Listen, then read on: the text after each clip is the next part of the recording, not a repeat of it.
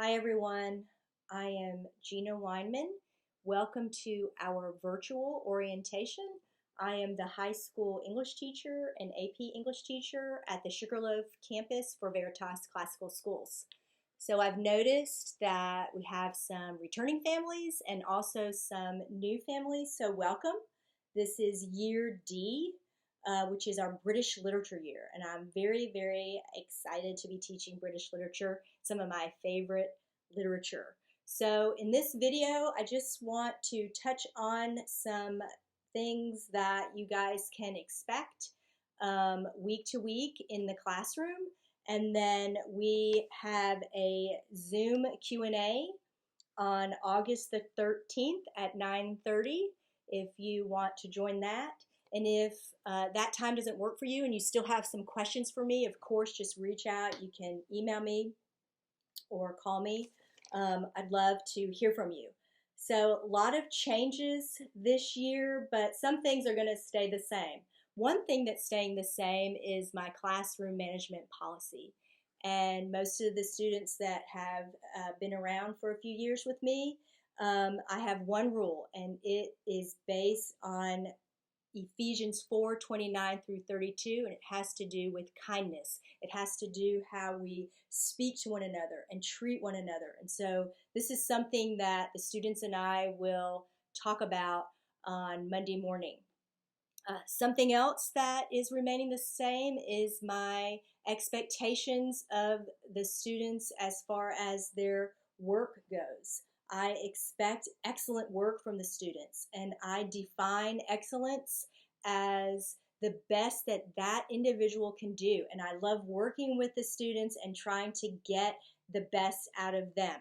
Something else that's remaining the same is the late work policy, and I'll be talking to the students particularly about that policy and some grace that we have built into that policy for them.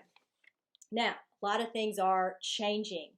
I do use a seating chart, but this year the seating chart will begin on day one.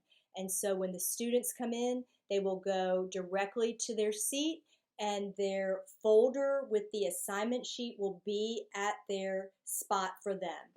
And instead of passing their folders in kind of collectively, I will be taking their folders from them individually. And so we're trying to limit some of the sharing and passing of things around this year. With that said, make sure each student has their own school supplies. So they need paper and pens and pencils, because we really don't want to share items if we don't have to. It'd be a good idea to have a personal hand sanitizer. And when you're purchasing these, think about the scent of each sanitizer. I know Ocean Breeze smells really good, and cinnamon apple smells good, and pineapple mango smells good. But when you've got 15 different scents in a room, it might be a little overwhelming. So try to get something with a mild scent or even something unscented if you can, and save the smelly stuff, the fancy stuff, for at home. Something else we're going to be working on is trying to socially distance when we can. And so students, when you see each other, I know the first thing you are going to want to do is hug one another, and I'm going to want to hug some of you, but we are not going to be able to do that. So we're going to try to remember to social distance where we can. Something else, the church has asked us to wear masks. Cornerstone has asked that we wear masks in and out of the building when we're walking around the building. And then for the 7th through 12th graders, they've asked that we wear masks all the time. So the Kinseys have gotten the teacher's face mask. So here is my handy dandy face mask. So what I would like the students to do, if you guys would want to participate, is to give me a suggestion. I want to name my face mask. So I would like you guys to give me a suggestion what I should name my face mask.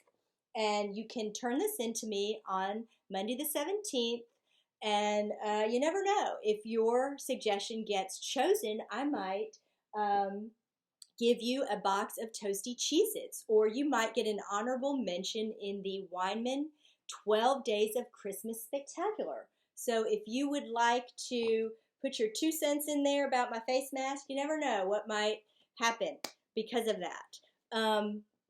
Okay, so something else that has changed obviously is we're moving to Mondays. And so that puts us as our day before class on a Sunday. And I don't know about you guys, but I don't want to do a lot of work on Sunday. My goal for myself is that I would pack my bag and review my lesson plan and just kind of make sure what I've already done for the week is solidified in my mind. And I have that for you too, that you would pack your bag, get all your homework where it needs to be, all your supplies in your bag, and you might look over your notes for 30 minutes, an hour, but not do a lot of work.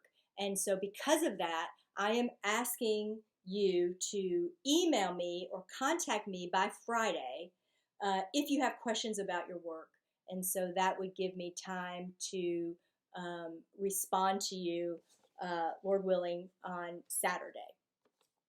Something else that is new this year is for those of you who miss class because you're not feeling well and maybe you're not sure if you're sick or not, but your throat is a little scratchy or whatnot. There will be a short Zoom class on Wednesday mornings at 10:30. And so this would give the student and me an opportunity to see one another. They could ask me questions about the assignment sheet. I could make sure they have the notes that they need to have, tips on how to do the assignments. We could go over some grammar questions, whatever we need to do. It's not going to be a 2 hour and 15-minute class. It would be just shorter so that we can touch base and nobody has to be concerned if they're not up to snuff to come on Monday that they're going to get really far behind. I don't want anybody to worry about missing a class. If we do shut down, we will go to Google Classroom as the means to turn in student work. Last year, you guys were emailing me personally, but this year we're going through Google Class. We'll be doing some Zoom teaching, Lord willing, also some videos like I did last year and some PowerPoints from last year.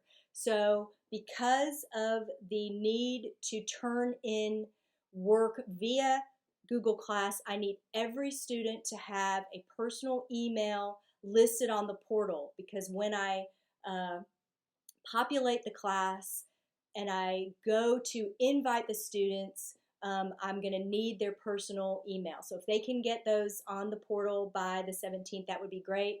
And on this Monday the 17th, this is something the students and I will discuss, and I'll give them the code to the classroom at that time. So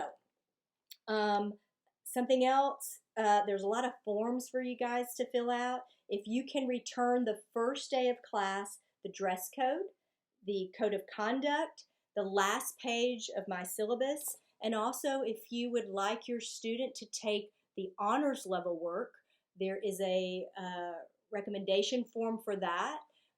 This honors level is for 10th through 12th graders. And it is additional work, but it's work that usually centers around some extra research about the topic we are covering or a Bible passage that is pertinent to the topic we're discussing. And it's usually centered on writing and writing at a deeper level. There's also a late work flow chart you can print out and a style sheet. This is a sample essay that shows some of the stylistic expectations I have, and this is for to help the students know what I'm expecting right out of the gate. So I hope that this information has been helpful for you, and I look forward to seeing some of you on Wednesday via Zoom. Take care.